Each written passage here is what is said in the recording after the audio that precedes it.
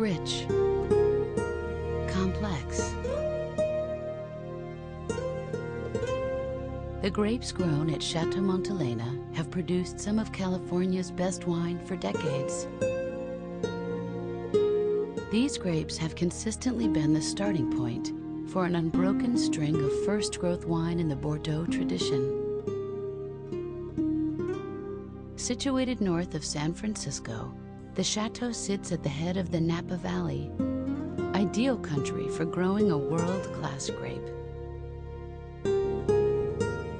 Under the direction of Jim Barrett, Chateau Montelena has been a family-operated winery for over 30 years and has grown some of the greatest wine America has ever produced.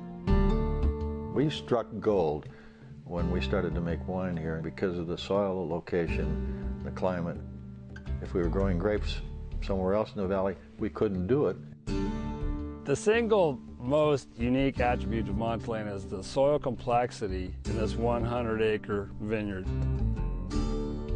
The complex soil system gives a complexity to the wine that's not artificial, it's not man-made, it's not the hand of man, it's this place, and that's what we try to capture every year. Beau Barrett, Chateau Montelena's winemaker, literally grew up working this soil and observing the weather, day in and day out, season by season. Growing grapes and then eventually making wine is a long and complicated process, and there's probably the decision chain could be as many as 400 critical decisions on any given year. Is it going to rain? Is it not going to rain? How should we prune? Do we need to fertilize? How do we thin? How do we tie? How do you take the leaves off? Is it ripe? Beau's knowledge of the land and mesoclimate allows Chateau Montelena to produce a consistently outstanding wine. The main thing in red wine is you want a cold nighttime temperature. We get cold, cooling, downslope air every night washing through the vineyards, and that allows the acid to stay really firm and allows the nature of the grape to be very concentrated. So we have the best of two worlds. Very high daytime temperatures to get strong berry flavors and ripeness, but very cold nighttime temperatures to allow the structure of the wine to remain really powerful and concentrated. From the beginning, the wine-growing team understood the need to plant the right grape in the right place. The estate vineyards feature 11 separate blocks of Cabernet Sauvignon, along with blocks of other red grape varietals. The Chardonnay vineyards are located just north of the town of Napa, where the climate is ideally suited to Chardonnay. What we look for most in Chardonnay is a gentleness and a softness to the wine. The southern Napa Valley, we have much cooler daytime temperatures, but it's also warmer at night, so you're not looking at a 50-degree differential that we'll see here, because that can make wines too strong.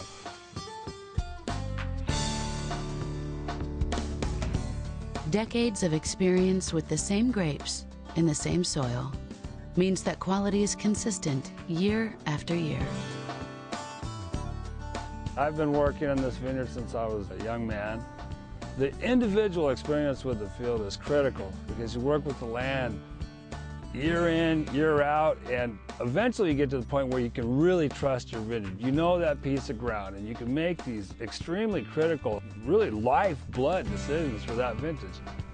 You taste 200 or 400 berries as you're walking through the row, and you say 99 out of 100 are perfect. I think that would be a good safe bet to pick that.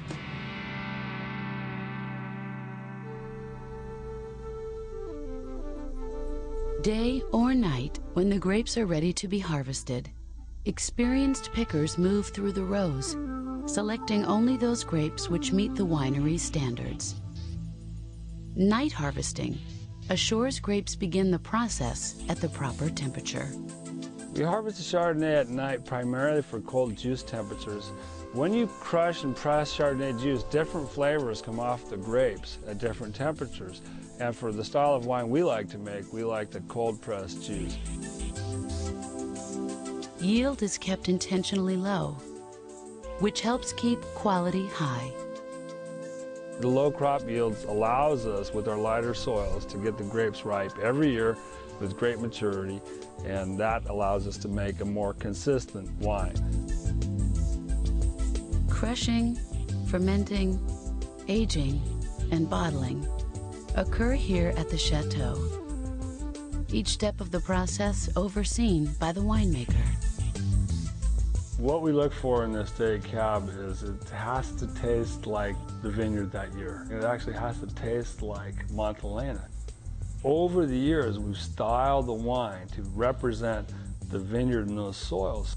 The alluvial, which is the dominant, the volcanic, which has that cedar tone, and then the fresh fruit out of the sedimentary or silty soil. What we do is we taste them and we say, this is a Montelena or this is not a Montelena. This is one of the crafts and art of winemaking that you only learn from doing it over and over and over, and year in, year out.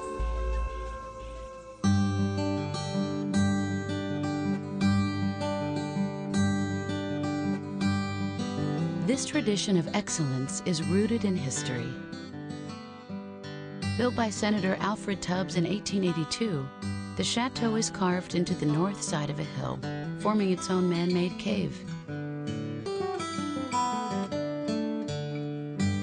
Prohibition ended winemaking here for decades, until Jim Barrett purchased the property, which had fallen into disuse. When I first saw the winery here, this was in 1972, it was just a big stone building. Walls were 3 feet thick, but it was empty. It was full of ghosts and spiders. That was it. And I went out and looked at the vineyard, and it was, trash grapes, and it was just a mess. But I looked at it, and being an incurable romantic, I said, my God, look at this whole building, and look at where it is at the foot of Mount St. Helena. I said, this is just absolutely spectacular. A team was assembled, and sharing a common vision, began producing wine. From the beginning, the goal was simple: to make the best wine. Back in 1972, when we got started, I decided not to try to reinvent the wheel, and really I used as our role model the first growths of France, Bordeaux. So first I had to figure out, how do you do that? I found out first and foremost they had very unique grapes coming from specific sites, and they'd been there for years and years and years. They had been working with the same grape, the same winery, the same personnel, all trying in their way to make world-class wines. And I said, okay, that's what we're going to try to do. We're going to try to make a world-class wine in the New World. His efforts soon paid off, and in 4 short years, Chateau Montelena stunned the wine world by winning the Paris tasting of 1976.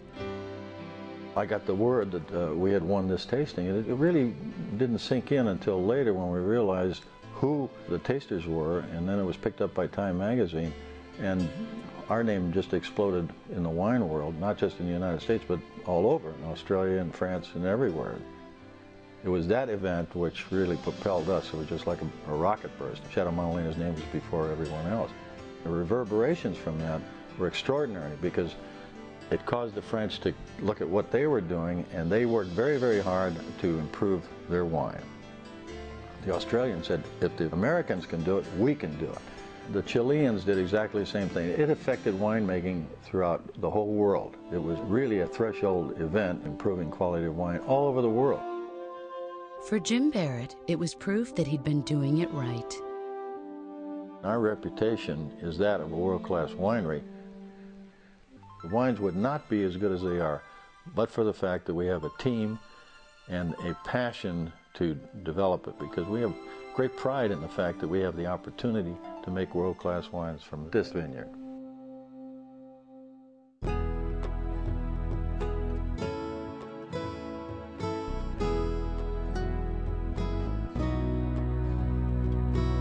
Excellence at Chateau Montelena works from the ground up. The perfect soil, the perfect climate, decades of experience, and a commitment that is renewed each and every day, that only the best will carry the Montelena label. Wine is a transitory product. It's somewhere between grape juice and vinegar, and the hand of man and its interventions is everything. Without the people, the wine would not get made.